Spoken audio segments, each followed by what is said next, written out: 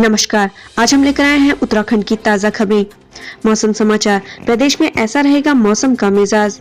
प्रदेश में मौसम का मिजाज पल पल बदल रहा है। मौसम विभाग के पूर्वानुमान के तहत आज प्रदेश के अधिकांश स्थानों में गरज चमक के साथ हल्की से मध्यम बारिश, ओलावृष्टि और बर्फबारी होने की संभावना है। प्रदेश के अन्य जनपदों में आज आंशिक रूप से बादल छाए रहने के साथ ही मौसम शुष्क बना रहेगा। वहीं दूसरी तरफ देहरादून समेत प्रदेश के अन्य मैदानी जनपदों में आज आंशिक रूप से बादल छाए रहने के साथ ही मौसम शुष्क बना रहेगा। तापमान की बात करें तो आज अधिकतम तापमान 33 डिग्री सेल्सियस और न्यूनतम तापमान 19 डिग्री सेल्सियस के करीब रहेगा। अब बात करते हैं डीजल पेट्रोल के दामों की। जाने क्या है उत्तराखंड में पेट्रोल और डीजल की कीमतें। प्रदेश में पेट्रोल और डीजल के दामों में इजाफा देखने को मिल रहा है। देहरादून में पेट्रोल के दाम में 18 पैसे और डीजल के दामों में 36 पैसे की बढ़ोतरी हुई है। देहरादून की बात करें तो आज पेट्रोल के दाम है 91 रुपए 35 पैसे, वहीं डीजल के दाम है 84 रुपए 53 पैसे। हरिद्वार की बात करें तो आज पेट्रोल के दाम है 90 रुपए 66 पैसे, वहीं डीजल के दाम है 83 रुपए 77 पैसे। हल्द्वानी की बात करें तो आज पेट्रोल के दाम है 90 रुपए 72 पैसे, वहीं डीजल के दाम है 83 रुपए 35 पैसे। चक्रवात यास। ओडिशा के तटीय जिलों में अलर्ट, नौसेना को किया गया सतर्क। चक्रवाती तूफान यास के खतरे को मद्देनजर ओडिशा सरकार ने कमर कस ली है। राज्य सरकार ने सभी तटीय जिलों को अलर्ट कर दिया है। साथ ही नौसेना और तटरक्षक बल से सतर्क रहने का आग्रह किया है। मौसम विभाग के मुताबिक चक्रवात यास 26 मई को ओडिशा पश्चिम बंगाल के तटों से टकरा सकता है। Corona live updates. प्रदेश में कोरोना कहर 24 घंटे में 3636 नए मामले सामने आए। उत्तराखंड में कोरोना से लगातार लोगों की मौतें हो रही हैं। वहीं अब कोरोना को लेकर स्थिति अब बदलने लगी है। धीरे धीरे आंकड़ों में कमी आ रही है। हालांकि सैंपल पॉजिटिव दर बढ़कर 6.92% हो गई है, जो चिंता की भी बात है। शुक्रवार को बीते 24 घंटे में जहां 3636 नए मामले सामने आए हैं, वहीं राहत की बात यह है कि बीते 24 घंटे के अंदर 8731 लोगों ने कोरोना से जंग भी जीती है। बीते 24 घंटे में 70 मरीजों ने कोरोना से दम तोड़ा है। वहीं शुक्रवार, मार्च और अप्रैल में कोरोना से मरे 46 लोगों की जानकारी हॉस्पिटल ने स्वास्थ्य विभाग को अब दी है। इन 46 लोगों में 3 देहरादून और 43 हरिद्वार से थे। 3636 नए मामले सामने आने के बाद प्रदेश में एक्टिव केस की संख्या 63,373 पहुंच गई है। प्रदेश में अभी तक कोरोना के 3,07,566 केस मिले हैं, जिसमें 2,33,266 लोग स्वस्थ हो चुके हैं। कोरोना मरीजों का रिकवरी रेट 73.87% से बढ़कर 75.84% हो गया है। प्रदेश में अभी तक कोरोना की वजह से 5,600 लोगों की मौत हुई है। उत्तराखंड में कोरोना डेथ रेट 1.42% है। वहीं अभी तक प्रदेश में 5,04,921 कोवैक्सीन की दोनों डोज लग चुकी है। इसके अलावा 18+ वालों में 2,03,480 लोगों को वैक्सीन लग चुकी है। प्रदेश में शुक्रवार 14,321 लोगों को वैक्सीन लगी। शुक्रवार को मौत के आंकड़े। देहरादून में सबसे ज्यादा 43 लोगों की मौत हुई। नैनीताल और उधम सिंह नगर में 6 व 2 मरीजों ने दम तोड़ा। हरिद्वार में 7 लोगों की कोरोना से मौत हुई। इसके अलावा पौड़ी में 10 लोगों की मौत हुई। चमोली और चंपावत में एक मरीज की मौत हुई है। प्रदेश में लगातार हो रही बारिश से कहीं राहत तो कहीं आफत। प्रदेश में लगातार हो रही बारिश से जहां धान और गन्ना के किसान खुश हैं, वहीं कुछ इलाकों में पानी भरने से ग्रामीणों का आना जाना मुश्किल हो गया है। जल भराव से लोगों के घरों में पानी घुस गया है। उत्तराखंड में नर्सिंग भर्ती परीक्षा स्थगित, अब जून में होगी परीक्षा। 28 मई को होने वाली नर्सिंग भर्ती परीक्षा को सीएम तीरथ सिंह रावत ने कोविड-19 संक्रमण को देखते हुए स्थगित करने का निर्देश दिया है। नाबालिग का अपहरण कर किया दुष्कर्म, पुलिस ने आरोपी को किया गिरफ्तार। जब पद्मश्री ठुकराई। प्रकृति का एक ऐसा योद्धा जिसने पद्मश्री ठुकराई बहुगुना की यादें। लोगों का सपना होता है कि उन्हें समाज के लिए किए गए उनके कार्यों के लिए पद्म सम्मान मिले, लेकिन सुंदरलाल बहुगुणा धरती के ऐसे लाल थे जिन्होंने पद्मश्री लेने से ही इनकार कर दिया था। क्या है पूरी कहानी, जानिए। सुंदरलाल बहुगुणा प्रकृति की गोद में पैदा हुए थे। नदी, जंगल, खेत खलियान देखकर बड़े हुए थे। ऐसे में सहज ही उनको इनसे प्रेम था। यही कारण था कि वो पेड़ों को कटते नहीं देख सकते थे। तत्कालीन उत्तर प्रदेश में 1973 से 1981 तक चिपको आंदोलन चलाया। इस आंदोलन में महिलाओं ने महत्वपूर्ण भूमिका निभाई थी। महिलाओं ने पेड़ों से चिपककर पेड़ों को बचाने की मुहिम चलाई। 8 वर्ष तक महिलाओं ने आंदोलन के लिए लंबी लड़ाई लड़ी। वर्ष 1981 में इंदिरा सरकार ने सुंदरलाल बहुगुणा को पद्मश्री देने के लिए बुलाया। बहुगुणा ने अस्वीकार कर दिया। उन्होंने कहा कि हिमालय का लहू मांस बह रहा है और आप मुझे सम्मानित कर रही हैं।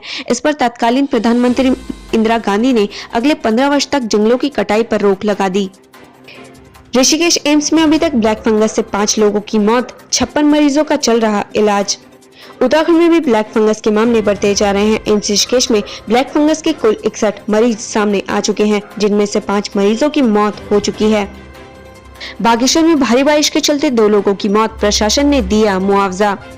बारिश ने उत्तराखंड में बड़ी तबाही मचाई हुई है। देहरादून के चक्राता इलाके में गुरुवार को बादल फटने से 3 लोगों की मौत हो गई थी। वहीं बागेश्वर में भी 2 लोगों की मौत हो गई है। बॉलीवुड गायिका नेहा कक्कड़ ने सोशल मीडिया पर पोस्ट कर कोरोना महामारी से जल्द निजात पाने की कामना की है, ताकि लोग जल्द ही उत्तराखंड की खूबसूरती को देखने पहुँच सके।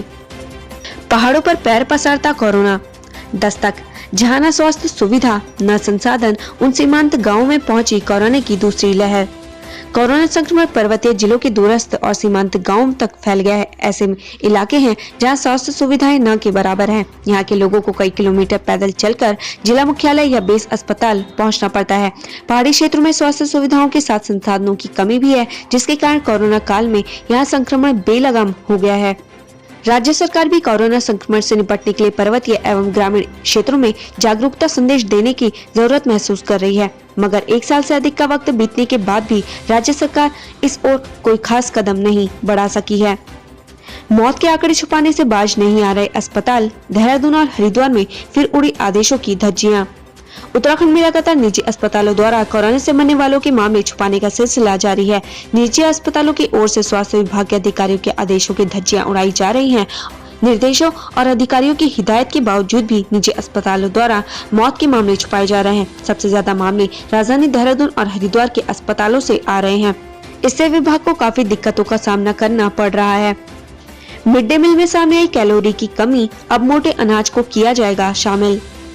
मिड डे मील योजना के सालाना बजट प्लान की मंजूरी के लिए आयोजित ऑनलाइन बैठक में एक गंभीर चिंता का विषय सामने आया है। दरअसल बैठक में प्रदेश के सरकारी स्कूलों में दिए जा रहे मिड डे मील में छात्रों को पर्याप्त कैलोरी न मिलने की बात सामने आई है। इसके तहत जहां कक्षा 1 से 5वीं तक के छात्रों को प्रतिदिन 450 कैलोरी दी जानी चाहिए, वहीं प्रदेश के सरकारी स्कूलों में कक्षा 1 से लेकर 5वीं तक के छात्रों को महज 412 कैलोरी ही मिल पा रही है। इसके साथ ही कक्षा 6 से 5वीं कक्षा के छात्रों को भी 700 कैलोरी के बजाय महज 650 कैलोरी ही मिल पा रही है। आम आदमी पार्टी ने की ऑटो एम्बुलेंस सेवा की शुरुआत। प्रदेश में एम्बुलेंस की कमी को देखते हुए आम आदमी पार्टी ने ऑटो एम्बुलेंस सेवा की शुरुआत की है। ये एम्बुलेंस विभिन्न विधानसभाओं में कोरोना मरीजों को अस्पताल पहुंचाएगी। कोरोना कर्फ्यू से पर्यटन व्यवसाय चौपट, बिजली और पानी के बिल में छूट देने की मांग। कोरोना संकट के कारण सीमांत जिले में पर्यटन व्यवसाय पूरी तरीके से चौपट हो गया है। सभी होटल बंद पड़े हैं। होटल व्यवसायों को प्रतिदिन लाखों रुपए का नुकसान हो रहा है। पिथौरागढ़ जिले के चौक कोड़ी, पाताल भुवनेश्वर और मुनस्यारी में बड़ी संख्या में देश विदेश से पर्यटक आते हैं। इन प्रमुख स्थलों में होटलों के अलावा कुमाऊं मंडल विकास निगम के पर्यटक आवास गृह भी हैं। कोरोना कर्फ्यू के कारण पर्यटन व्यवसाय भी पूरी तरीके से चौपट हो गया है। कालाबाजारी करने वालों की अब खैर नहीं, अस्पतालों के खिलाफ जारी किया नोटिस।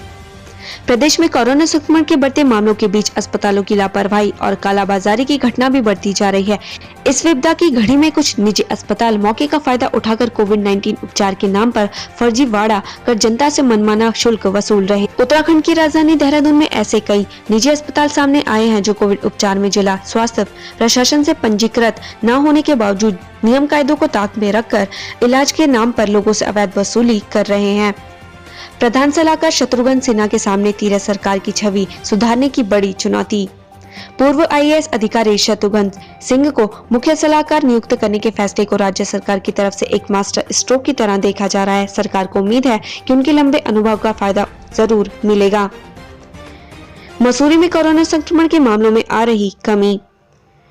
पहाड़ों की रानी मसूरी में कोरोना संक्रमण के मामले लगातार कम हो रहे हैं। शुक्रवार को यहां कोरोना संक्रमण का एक नया मामला सामने आया, जबकि 35 लोग ठीक हो चुके हैं। मसूरी के लोगों के लिए निश्चित रूप से यह एक राहत भरी खबर है। शुक्रवार को 256 कोरोना के टेस्ट किए गए। इनमें 150 RT-PCR जबकि 106 एंटीजन टेस्ट थे। मसूरी में कंटेनमेंट जोन की संख्या भी 12 से घटकर 11 हो गई है। शुक्रवार को 170 लोगों को वैक्सीन लगाई गई।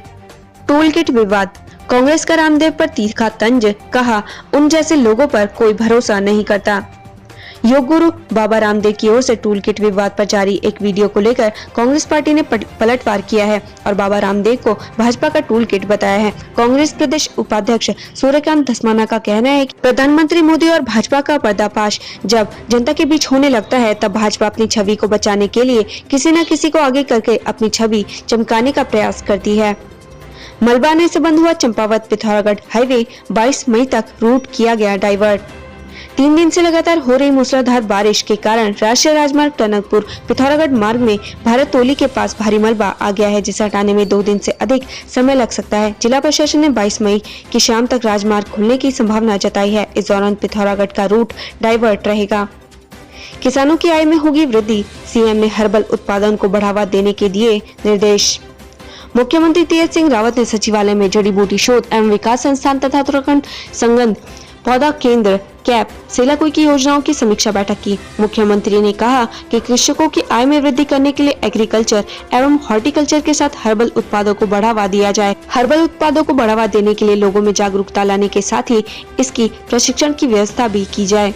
नई भर्तियों से नाराज हुआ नर्सिंग स्टाफ, सरकार को दिया सामूहिक इस्तीफे का अल्टीमेटम।